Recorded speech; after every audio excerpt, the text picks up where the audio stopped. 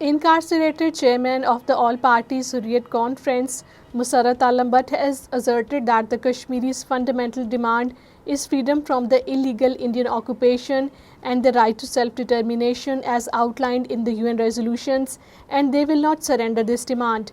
In a message from the infamous Tihar Jail in New Delhi, Masarrat Alam Butt stated that India has maintained its grip on Jammu and Kashmir through the military force, with the Kashmiris resisting this unlawful occupation for the last 77 years.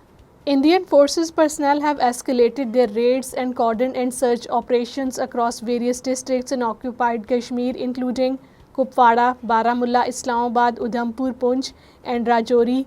These operations primarily target the youth, who are often summoned to the police stations and army camps where they endure torture and abuse. People of occupied Kashmir are steadfastly fighting for their right to self-determination as enshrined in the United Nations principles. The political experts and observers note a growing acknowledgement from the international community regarding the legitimacy of the Kashmiris' ongoing quest for the freedom and the self-determination.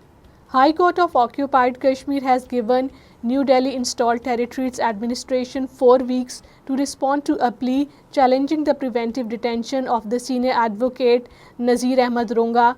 Justice Puneet Gupta scheduled the next hearing for November 20th. Indefinite hunger strike initiated by the climate activist Sonam Wangchuk and his supporters in New Delhi, advocating for the rights of the people in the Ladakh region, has entered the 7th day today.